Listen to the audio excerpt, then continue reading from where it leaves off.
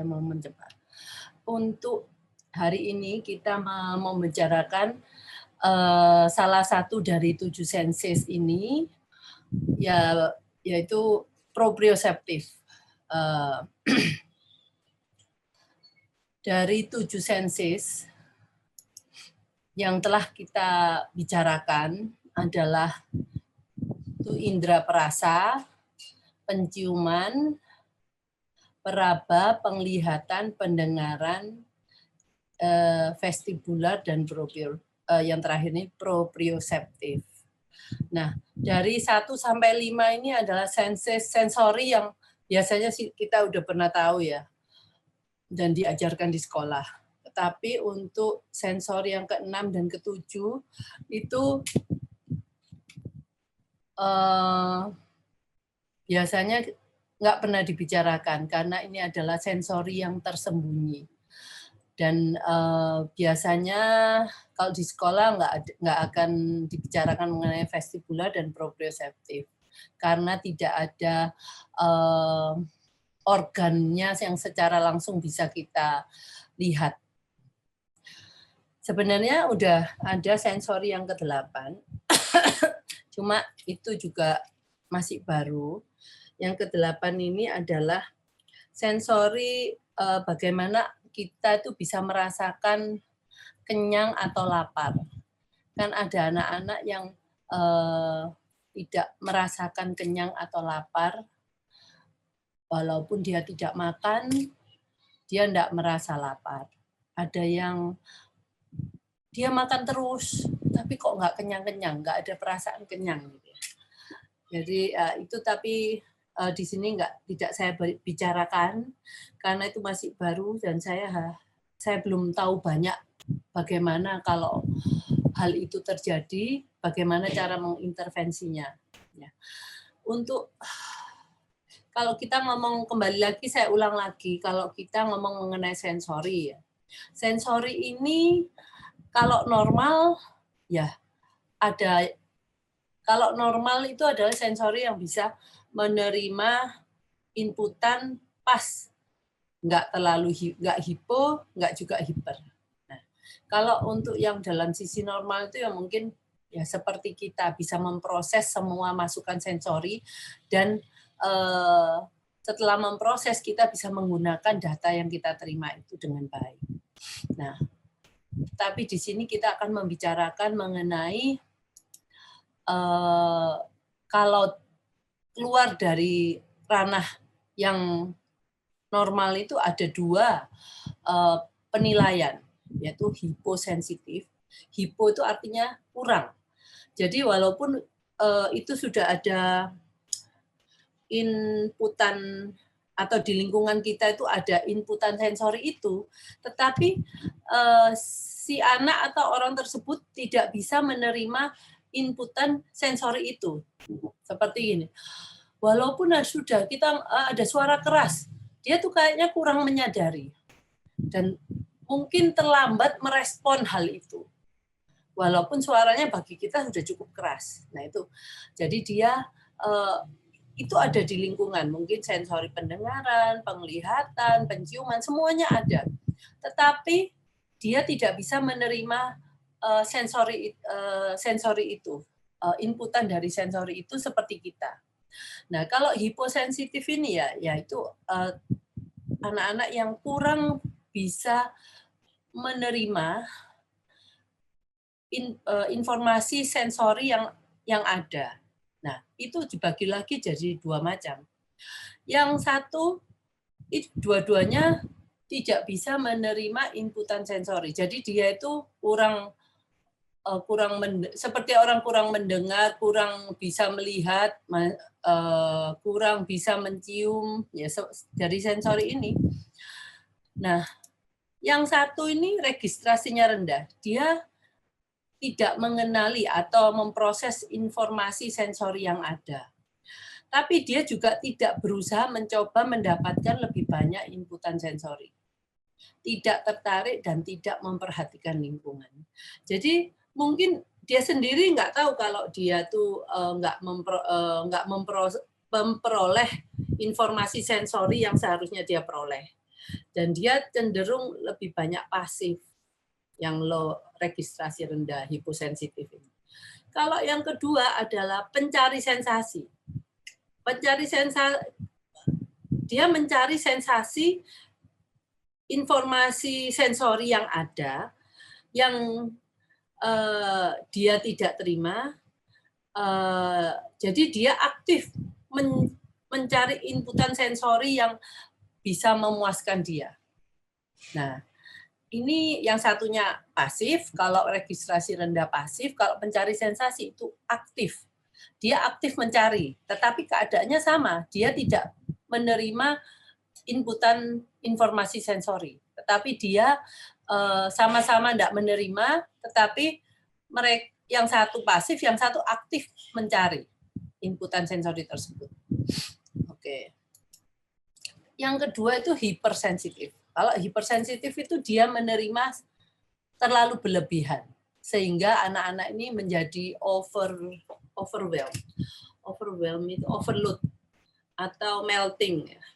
Nah, jadi anak-anak dengan hipersensitif dari sensori-sensori 7 sensori ini itu mempunyai kecenderungan untuk merasa traumatik. Nah, ya gimana nggak traumatik kalau umpamanya pendengaran, dia selalu mendengar sesuatu tuh terlalu keras daripada apa yang kita dengar. Jadi mungkin dia akan sering kaget. Nah, jadi anak-anak ini lebih seperti anak-anak yang sangat berhati-hati untuk menemui lingkungan baru. Karena pengalaman dari apa yang dia terima sebagai inputan sensori, semua inputan sensori itu mengejutkan, terlalu berlebihan buat dia. Jadi kalau anak mempunyai 7 sensori ini, umpamanya dia hipersensitif, itu enggak semuanya harus 7-7-nya hipersensitif. Ada salah satu mungkin hipersensitif, salah satu hiposensitif, salah satu lagi mungkin dia enggak ada problem, jadi normal aja. Jadi itu bisa variasinya sangat banyak dan sangat unik untuk setiap orang. Jadi untuk kasus yang satu itu tidak sama dengan kasus yang lain. Jadi kita nggak bisa ngomong kalau maunya ibu-ibu menanyakan, kalau anakmu digimanakan? Nah, terus si ibu yang lain itu mengaplikasikan apa yang dilakukan ibu yang lainnya terhadap anaknya, itu terhadap anak yang lain. Itu nggak mungkin sama. Jadi perlu dilihat untuk sensori setiap anak itu harus mempunyai apakah sama ciri-cirinya. Apakah dia hipersensitif yang sensitif sensori atau dia hiposensitif seperti yang tadi saya bicarakan registrasi rendah. Nah, itu yang harus ditanyakan lebih dahulu sebelum kita mencoba untuk mencontek ya apa yang dilakukan orang tua lainnya. Nah, di sini kalau hipersensitif ada yang namanya sensitif sensori. Jadi dia sensitif terhadap semua terhadap sensori yang dia memang sensitif itu. Jadi anak ini merasakan sensori secara berlebihan. Tidak secara aktif mencoba untuk menghindari stimulasi yang berlebihan. Jadi kalau umpamanya dalam satu ruangan dia mempunyai kayak waktu pesta ulang tahun. Dia sangat overload dengan suara-suara dari pesta tersebut. Tetapi dia bisanya cuma menangis. Nggak bisa dia lari dari pesta tersebut. Dia cuma nangis saja duduk di sana. Dan dia anak ini mempunyai ciri-ciri ya mudah tersinggung, dia berhati-hati karena pengalaman-pengalaman yang dia sudah dapati selama ini dan tidak nyaman di lingkungan yang bising atau terang. Terus yang kedua ini yang pasif, yang aktif adalah penghindar sensasi. Dia sama-sama menerima sensori yang masuk itu secara berlebihan. Tetapi kalau yang penghindar sensasi ini, dia akan secara aktif menghindari stimulasi informasi sensori itu. Dia mungkin melarikan diri dari lingkungan yang dia nggak suka, yang dia terlalu mendapatkan sensasi yang berlebihan itu. Dia mungkin menutup telinga saat terlalu bising gitu ya. Atau dia ada anak yang mungkin tidak mau menyentuh apapun kalau taktil. Dia mungkin memakai sarung tangan, suka memakai sarung tangan, atau memakai tangan orang lain untuk melakukan sesuatu. Nah, terus dia juga mungkin kalau taktil nih, dia nggak suka menyentuh semua mungkin inputan taktil yang terlalu berlebihan seperti mungkin Play-Doh.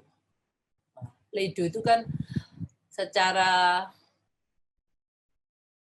konturnya itu kan lengket-lengket. Terus dia bisa ditarik-tarik gitu ya. Nah, itu inputan sensorinya taktilnya sangat besar sekali dibandingkan kalau mamanya dia nggak mau merasakan apa-apa ini kan, clean ya. Nah, pokoknya inputan sensori yang berlebihan, dia kalau taktil ya dia nggak suka sesuatu yang sangat apa ya, sangat banyak inputannya seperti boneka berbulu dengan bantal yang dudukan bantal yang dengan kain biasa. Boneka berbulu pasti mempunyai inputan sensori taktil yang lebih besar daripada tadi bantal, sarung bantal yang hanya dari kain biasa. Nah, itu yang mungkin orang tua harus tahu dulu mengenai ini, karena nanti setiap sensori, ibu atau bapak harus bisa tahu anak saya itu sensori ini hipo atau hiper. Kalau sudah tahu hipo atau hiper, yang mana? Apakah kalau hipersensitif itu apakah sensitif sensori atau yang penghindar sensasi? Kalau hiposensitif, dia harus bisa, kita harus bisa tahu anak saya hiposensitif mungkin peraba, tetapi anak saya yang registrasi rendah atau pencari sensasi. Nah, itu semua yang harus orang tua bisa menilai semua sensori anak ini. Nanti kita dari behavior yang ditunjukkan anak-anak tersebut. Nah, saya sudah bicarakan mengenai 1 sampai 6. Hari ini saya akan membicarakan sensori proprioseptif. Oke. Saya harap itu jelas ya dulu ya untuk hipo dan hiper, karena saya sudah mengulang setiap kali saya mau menjelaskan mengenai sensori tertentu, saya akan pasti menjelaskan pengertian hipersensitif dan hiposensitif dan kriteria setelah di hiposensitif itu yang mana lagi? Yang kedua ini ya. Jadi kalau orang tua sudah tahu itu semua, saya sudah juga menjelaskan mengenai bagaimana aktivitas-aktivitas yang bisa membuat anak-anak itu berkurang behaviornya yang aneh-aneh itu berkaitan dengan sensori yang sensorinya dia yang hipo atau hiper itu. Oke, sekarang saya akan mulai bicara mengenai proprioseptif.